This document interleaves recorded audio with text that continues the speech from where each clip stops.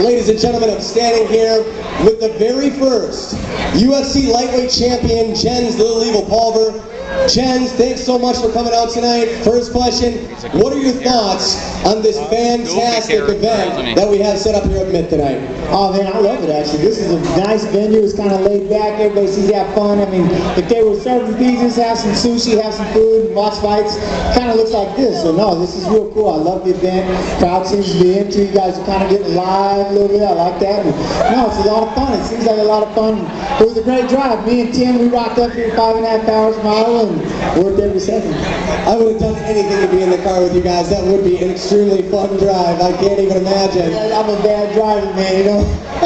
It's kind of rugged. We a couple of near misses, and I got Tim over there slapping me constantly. Watch out for that, you know. And I'm just figuring out. I only got my license like 5 years ago. Don't ask, long story, but I'm not exactly a veteran driver, you know what I mean? No, when you guys pulled up into the parking lot, Tim was like 5 shades whiter than he is now, and I was trying to figure out if he was feeling okay. Now I know what the problem was.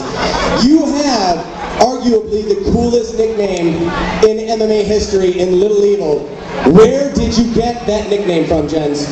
Actually, it's short for Little Evil Bastard, and what it was is when you're in training camp, you know, and I'm sitting there and every day in the morning I come in, I got my cup of coffee, and Tim can tell you every now and then I'm not the morning flower that people think I am sometimes. And I was over there and I was complaining and kind of grumbling because when you're going through training camp, you only know the day based on your workouts. Oh, we're boxing, must be a Wednesday. So I was just kind of going through the motions and being all grumpy, and Patty goes, "Ooh, Reed, man, ain't you a Little Evil Bastard this morning?" I go, oh, I like that name. They were trying to call me the Pulverizer, but Pulverizer. So he goes, "Hey, I'll make you a bet. You knock out John Lewis, we'll call you Little Evil." So 14 seconds later, I'm Little Evil. That is a fantastic story. Thanks for making the trip out here. I know it was a long trip for you, but everybody really appreciates it. It's huge, especially for the fighters, to see guys like yourself out here, guys that had to basically fight their way up the same guy that these guys are to get to those next levels. My last thing that I want to talk about with you, Jens, I've interviewed Jens before, and the interview went on for like 35 minutes. I think it was the longest interview in MMA history. It was in Green Bay. I'm going to try to keep it shorter than that because I know we have time restraints. But you have an amazing documentary out. It's extremely gritty, extremely raw. It's really, you guys. It's about Jen's life. It's called Driven. You can find it on Netflix. When we talked the first time, they were working on the actual documentary. I had a chance to see it. It was amazing. How have things been since you finished the documentary and you've been able to watch that and people have been able to experience a little bit of your life? Well, you know what? I think that's what kind of helped prompt this. I mean, you see the shirt, anxiety and depression. That's what I fight every single day, and I'm sure a lot of other people do too, you know, and that's how we came up with Never Fly Solo. You're not alone. And you see the documentary, every single day is up, down, in between, and it's every good thing that you do, you wait for 5 bad things to happen. And if you see the way that I lived and the way I grew up, it's amazing that I made it this far, and I'm not serving 55 years like my little brother's doing, you know, and so I was just real blessed. I was blessed with coaches, I was blessed with friends, a great team, and the Militich guys, a lot of fans, a lot of fighters. I was real lucky to do this, do something like this, and so my way of turning around is, yeah, we said let's do Driven. So you get a look at it.